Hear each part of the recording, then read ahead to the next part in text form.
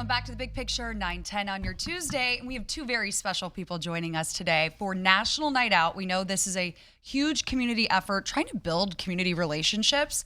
And it's on every Tuesday of August. It's the first Tuesday of every August. So joining us right now, we have Kim Douglas. You are the Columbus Department of Neighborhoods. You are with them. And then we have Community Liaison Officer Mark Howenstein. Thank you so much for joining us today. We appreciate it. Thanks for having us. Thanks.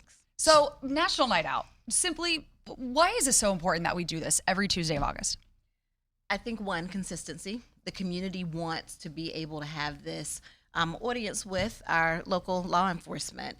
They want to be able to build relationships, and the fact that we facilitate is just a given for us, and it's a benefit. Mm-hmm.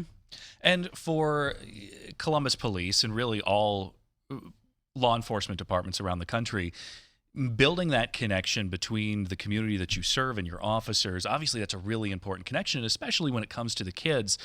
Talk to us a little bit about why that is so important to get out there and interact with these kids in these communities. So I think a big part of this interaction is to strengthen that police-community partnership. And we're also, like I said, we're building that neighborhood camaraderie. And we're also sending a message to those who choose to commit crimes that neighborhoods are organized and they're fighting back. And that's how we do it through the National Night Out. So National Night Out started out with just encouraging people to turn on their porch lights. Blue light. Yes, blue lights. So how has it changed over the years? Oh my goodness, it's grown. So 1983 was the first year. Department of Neighborhoods has been sponsoring grants for this opportunity for 9 years now, so since 2017, and it has grown. You will see friendly competitions of cornhole, you will see bouncy houses, you will see face painting, you will see opportunities for our law enforcement to engage. I've even seen them playing basketball with the guys and kickball for the little girls. Like it's an amazing way to kind of fill your heart with community, because we want those in neighborhoods to know each other, but then we also want them to have the relationship with the officers that they come in contact with on a friendly basis, so they know the person that they're answering the door to, right? So that it's not any hesitation when they open their door to a local law enforcement. Mm-hmm. When you interact with younger kids today, what is their reaction to you, like seeing you in a uniform, and when you come up and talk to them, are they welcoming? Do you think there's still kind of a fear factor in there? I think that the kids are very open to us when we, especially in these kind of settings. They love the badge stickers. They want to know everything that's on the police uniform. What is that? What is that? So there's a lot of curiosity, and so we encourage the kids to ask questions, and we're definitely open to helping them. Maybe at one point someday becoming police officers themselves. So. Mm-hmm. Do any of you have a favorite memory from a National Night Out? For me, it was learning a line dance on the spot, where So I think I know them all, and then you get a special turn, and you're facing the wrong way when everybody else has their back to you. But I was still hugged even after that. Mm-hmm. Awesome. How about you? So one of my favorite memories, of course, we've been very active with the Wyland Park Civic Association. It always kind of times itself out where they have the football practice and the cheerleading practice.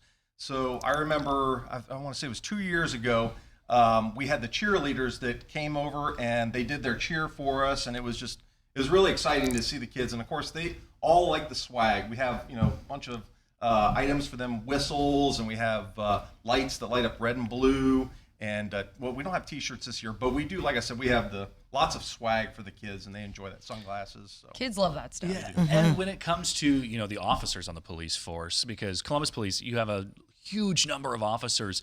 When it goes to coming up to these officers and emphasizing why it's so important out there, what does that conversation look like to get the men and women who serve this community out to these events every year?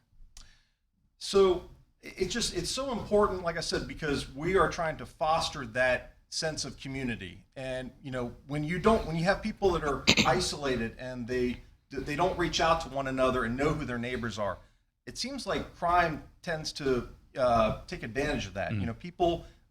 Criminals take advantage of that. So we want people to know their neighbors. We want people to be active and be the eyes and ears for the police department. we rely heavily on that to do our jobs. So. Is there And- any, yeah. And can I add, as part of our process for receiving grant funding, the organization has to get a letter from their CLO. And so there is that initial point of contact to make them aware that it's happening. And if they didn't have a relationship before, they now have that initial step of knowing who their CLO is. And I find that CPD has been such an upfront and such a ready partner with our organizations that we've had nothing but good feedback. Is there any data out there that shows that community events like this are actually working? I mean, I think the fact that this has been going on since 1983. Yeah. I think that shows that it's working. Okay. Anything else you're looking forward to tonight? I Getting out am. in the community? I think I'm going to win cornhole. Okay. Right. And you're joining a basketball game? I'm going to enjoy a basketball game, and actually, there's one of my community groups is hosting an ice cream social and conversation. So I'll be enjoying some ice cream, and I'll also be enjoying the fact that they're going to be passing out they're dusted on LED porch lights, so that we're encouraging our neighbors to light up, the night, so be Wonderful. safe. And I know there's the event that's going on at Westgate. I know there's one in Harrison West. But where can folks go to find where their local event's going? There are 49 organizations across. Well, there actually are more than 150. The city has funded 49 organizations. They can go to our website for a Columbus Department of Neighborhoods and link at the bottom of our activities page, and they will see not only the address, but they'll also see a contact person in case there's a change in the weather. Although I hear it's beautiful this evening, all evening It's going long. to be absolutely forecast is Yeah. excellent. Yeah, it's on our side tonight. Yeah. Well, thank you two for coming in. We appreciate it. Thank you. Thanks for having us.